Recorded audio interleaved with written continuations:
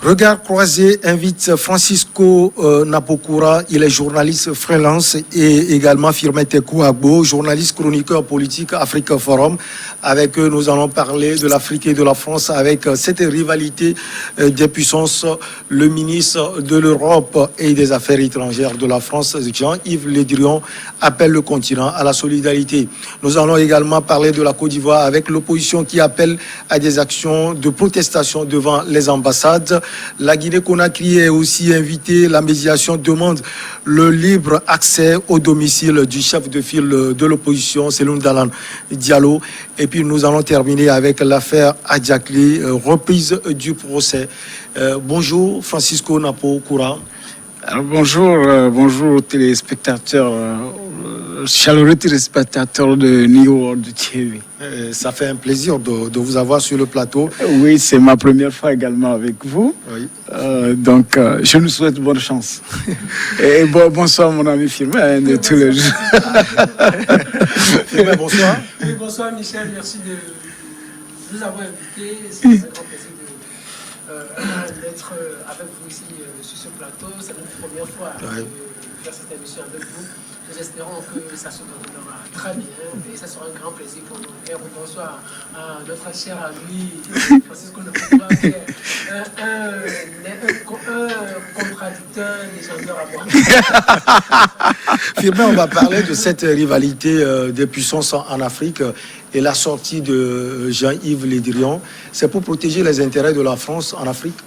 Non, vous savez, moi, c'est une sortie que moi je trouve un peu hypocrite dans la mesure où la France ne va jamais vouloir que le continent soit uni. La France ne voudra jamais. La France appelle à la solidarité du continent. Je ne pense pas que ce soit vrai.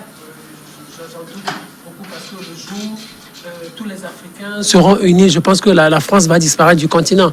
C'est comme il y a un artiste qui a dit le jour où on sera unis, ça va faire mal.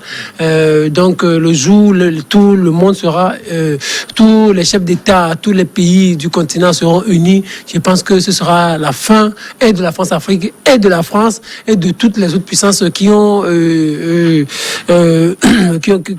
construit domicile sur le continent. Donc vous savez, quand on voit un peu comment Kadhafi a été tué, quand on voit un peu comment Lumumba a été tué, quand on voit comment Thomas Sankara a été tué, vous voyez qu'en réalité, il y aura des puissances derrière tous ces assassinats-là. Et ce sont des frères africains qu'on a instrumentalisés pour tuer ces frères-là, pour tuer ces frères-là dont je viens de citer le nom. Donc, nous dire qu'on parle de solidarité en Afrique, je pense que c'est un faux problème. Les Africains eux-mêmes ne savent pas encore qu'il faut être solidaire. Le jour où ils s'en apercevront, ils sauront que le fait qu'ils ne soient pas solidaires, ça détruit le continent. C'est à partir de ce jour-là que le travail sérieux commencera par être fait. Le travail sérieux, Francisco, c'est vrai, on a l'impression que la France est en train de dire nous sommes là, c'est défendu aux autres puissances de venir en Afrique. Et je pense que cette sortie, elle est opportuniste. Non, tout d'abord, le mal de cette Afrique-là, c'était au sorti de cette Deuxième Guerre mondiale, où à la conférence de Berlin, l'Afrique a été divisée comme un gâteau et la France a pris sa grosse part. Et le général de Gaulle, dans sa phrase vis-à-vis des Africains, a toujours dit que la France n'a pas des amis, la France a des intérêts. Et pendant longtemps, on l'a dit, au lendemain des indépendances, on a vu comment les présidents panafricanistes ont été trucidés, tués ici et là. Et la France a pu placer ses pions durant toutes ces années à la tête des États. Et chemin faisant, aujourd'hui, je crois que la France constate qu'elle n'est plus la seule sur le continent. Non. Parce qu'il y a la Chine, qui poussait depuis, il y a la Turquie, il y a l'Inde, il y a la Turquie. Et aujourd'hui, c'est des nouvelles puissances aussi qui sont en train de chercher de l'espace, qui sont en train de chercher le sous-sol. Et donc, aujourd'hui, dire que Jean-Yves Le Drian appelle les Africains à la solidarité avec la France, vraiment, c'est un peu honteux de sa part. Parce qu'au départ, ils étaient égoïstes. En disant l'Afrique, la France n'a pas d'amis, n'a que des intérêts. Mais aujourd'hui, à quelle solidarité on appelle le peuple africain? Après avoir galvaudé tous les acquis démocratiques, hein, que vous voyez à la tête de tous nos États aujourd'hui, et les présidents démocratiquement élus, hein, aujourd'hui, sont devenus pratiquement des monstres, hein, où on est en train de passer du 3e mandat au 4e mandat. Et tout ça là, c'est dans les pays francophones. Je me demande qui cette France appelle à la solidarité. Est-ce que c'est les syndicats de chefs d'État qui mettent à la tête des pouvoirs des pays, ou aujourd'hui c'est les peuples? On a envie de savoir, parce que entre la France et les peuples africains, dans la grande majorité, c'est le désamour. Oui, est-ce que la France peut s'adresser directement aux populations africaines? Elle ne peut que s'adresser aux chefs d'État africains. Que la France les réunisse dans leurs conférences habituelles. Il y a toujours les conférences France-Afrique. Hein, France-Afrique, où ils vont, on nous montre ce qui est officiel, et ils sont dans leurs coulisses. Ce qu'ils font, on ne sait pas. On ne connaît pas les accords qui existent entre nos pays et la France. Hein, donc, aujourd'hui, se lever sur les médias et dire que les pays africains, hein, vers qui personne n'est solidaire dans ce monde. Parce qu'aujourd'hui, il faut voir tout ce qui est en train de se passer dans le Sahel avec le djihadisme, où les Africains sont tués tous les jours. Tous les jours. On dit qu'on vient en aide avec les forces, avec les drones, mais ça ne donne rien comme résultat. Regardez en RDC. La plus forte contingent militaire, hein, pratiquement au monde, qui pendant plus d'un quart de siècle n'arrive pas à trouver de solution. Mais on appelle à quelle solidarité? La solidarité de qui? De quel peuple? C'est ce que je dis. Donc, on a besoin encore que ce ministre, hein, français, ce Focard, hein, bis de la France, nous dise, hein, qui l'appelle à la solidarité. On l'a vu déjà à Bamako l'autre fois, hein, où il a rendu une visite au peuple malien, si on peut le dire, après le coup d'État contre IBK. Est-ce qu'aujourd'hui l'Afrique est prête à pouvoir délaisser la France et à se tourner vers d'autres puissances, puisque on l'a dit tout à l'heure, les Turcs sont là, les Indiens sont là et les Chinois sont là?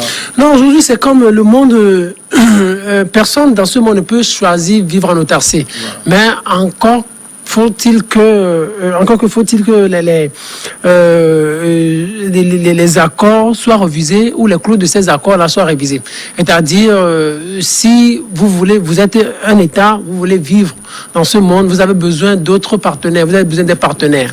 La France aujourd'hui a besoin d'un partenaire qui est l'Allemagne. L'Allemagne, c'est le premier fournisseur, le premier client de la France. Mais quand vous voyez leurs contrats, les clauses sont bien définies, bien ficelées. Maintenant, ce qui est grave, c'est qu'entre la France et l'Afrique, quand vous voyez les liens qui nous unissent, quand vous voyez les contrats, c'est des choses pas possibles. Quand vous voyez même les clauses du contrat CFA, c'est des choses, on en a parlé ici sur cette antenne, c'est des choses que je peux qualifier de suicidaires, des choses monstres qui ne vont pas avoir l'avantage du continent. Dire aujourd'hui que la France montre sa solidarité vis-à-vis du peuple malien, mais je pense que on nous trompe. Je ne veux pas être très banal pour dire qu'on nous ment. Ce n'est pas possible. La France, moi je ne pense pas que la France ait eu à penser une fois au continent africain. La France ne pense pas au peuple africain.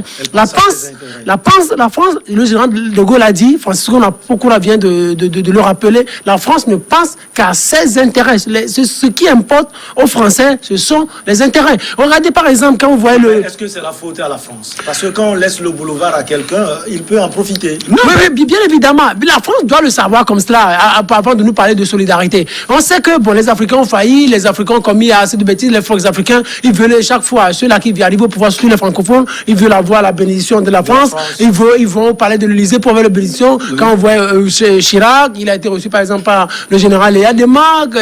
Eyadema a été reçu par Jacques Chirac.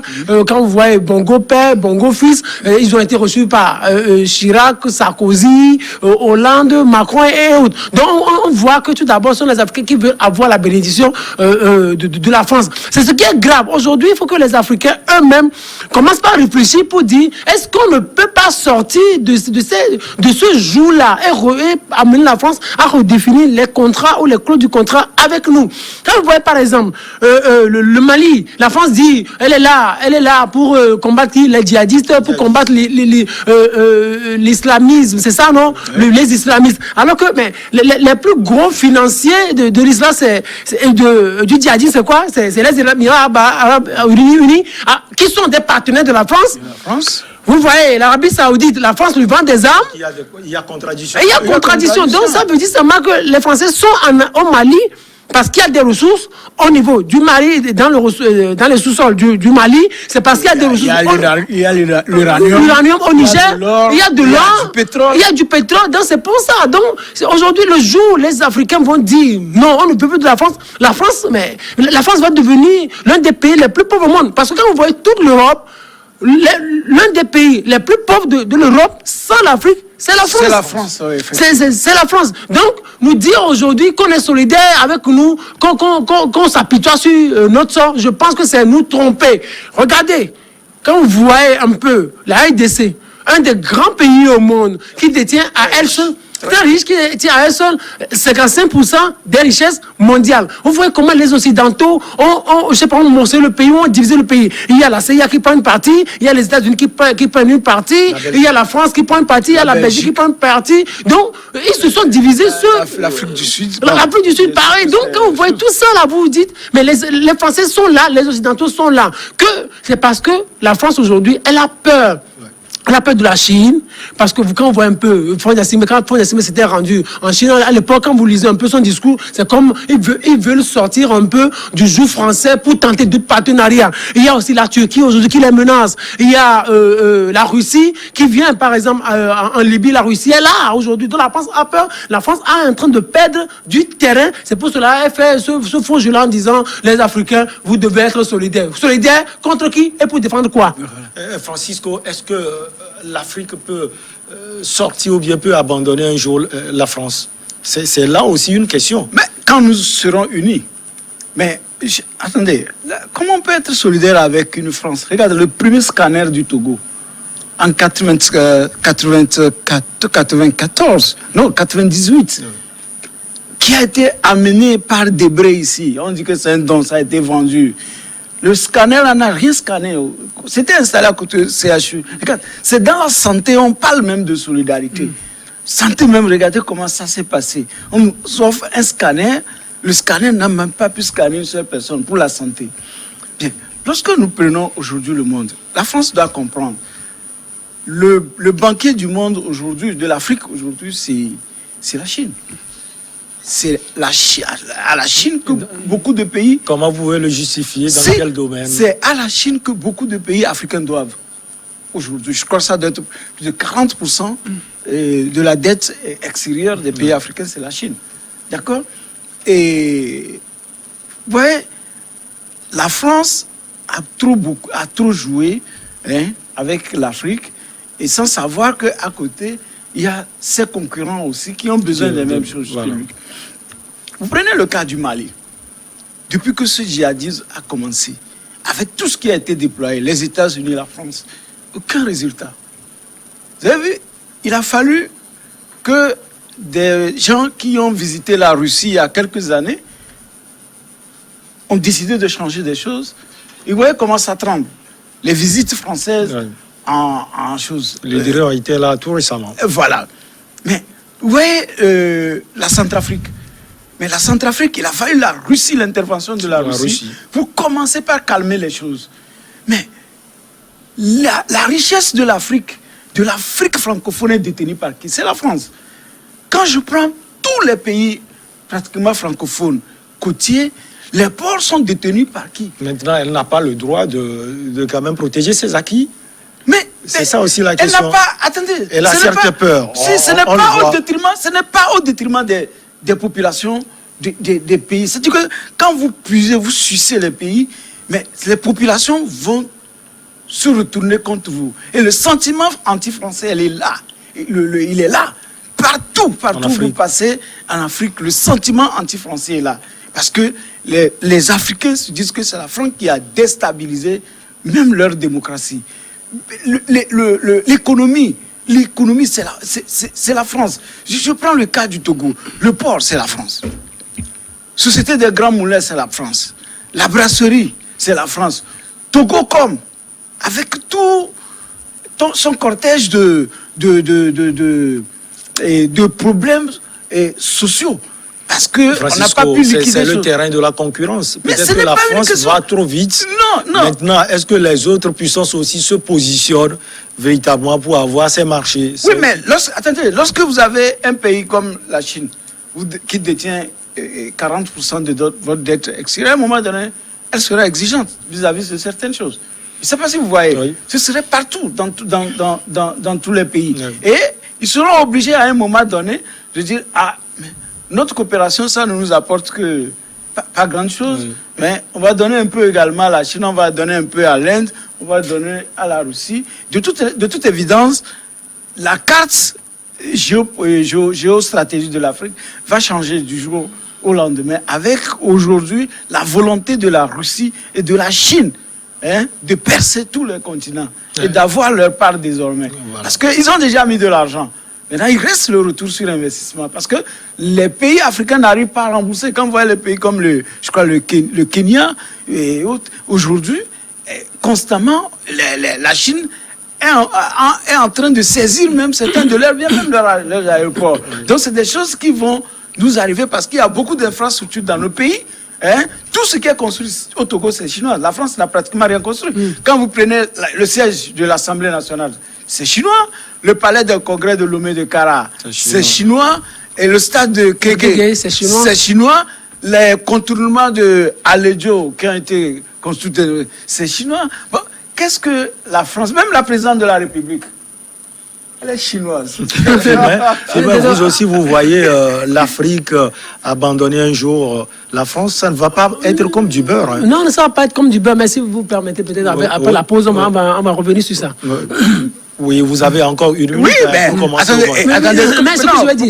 pourquoi vous terminez la pause? Regardez, la France a été solidaire avec les Africains la dernière fois. Il y a 2 ans, la France a multiplié par 4 les frais d'inscription des étrangers, c'est-à-dire des Africains. Est-ce qu'il y a une solidarité vis-à-vis du peuple africain? Non. Donc aujourd'hui, Jean-Yves Le Drian, ce qu'il a dit, c'est une affabulation. Ouais. Ce n'est pas à demander au peuple africain, parce que la France n'a jamais été solidaire vis-à-vis des peuples africains, mais plutôt pilleuse, à piller nos pays, jusqu'au point où aujourd'hui notre croissance, même si on dit que le Togo a une croissance de 5%, un pays africain, cette croissance de 5%, il n'y a que 2% qui reste en Afrique, parce que tout le reste est extraverti. Donc, piller des gens, frapper des gens, ils pleurent, ils ont faim. Et aujourd'hui, vous voyez une petite menace et vous criez, soyez solidaires avec nous. Je crois que c'est inhumain d'abord ce qu'il a dit. C'est contraire même au droit universel de l'homme. On va marquer la pause, une petite pause et on revient après.